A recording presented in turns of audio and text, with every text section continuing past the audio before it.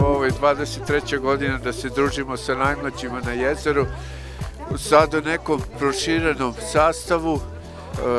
Tu su turistička organizacija opštine Bela Crkva, klub za podvodne aktivnosti Bela Crkva, dvojac bez kormilara, naša draga bivša članica koja je ronila sa nama, sada se bavi nekim dobrotvornim radom, tako da su eto i oni ovog puta rešili da učestvuju na ovakvu predivnu manifestaciju. Vidite sami koliko ima dece, nažalost vetar nam je poremetio planove da dočekamo Deda Mraza iz vazduha kao prošle godine, ali eto, bit će neke druge prilike.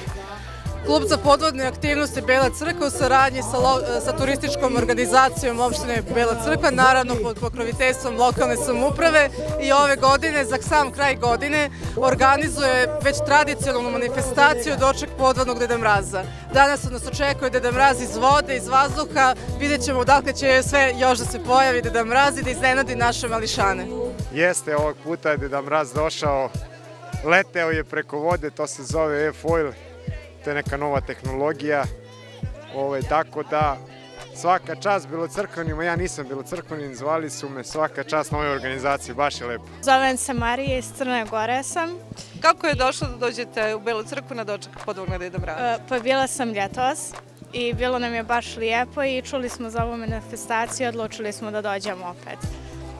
Malo porodično da se opustimo. Kako je utisak? Prelijepo. I kod nas ima dosta manifestacija, ali ovakvih ne. I mnogo mi se svidjelo. Tako da ćemo doći opet. Vidio sam Deda Mraza što roli i vidio sam brod i gumenog Deda Mraza od balona. Lepo. Kakav je tu utisak kada dočekujemo ovde podvodnog Deda Mraza na jezeru? Kako se ti osjećaš? Pa ja se osjećam kao manje dete, a ne kao školarac. Više se osjećam kao dete od 2-3 godine, a ne kao školarac. A da li ti to izgleda kao neka bajka? Ne. Nego, kako ti izgleda? Pa više mi izgleda kao priča, kao knjiga neka.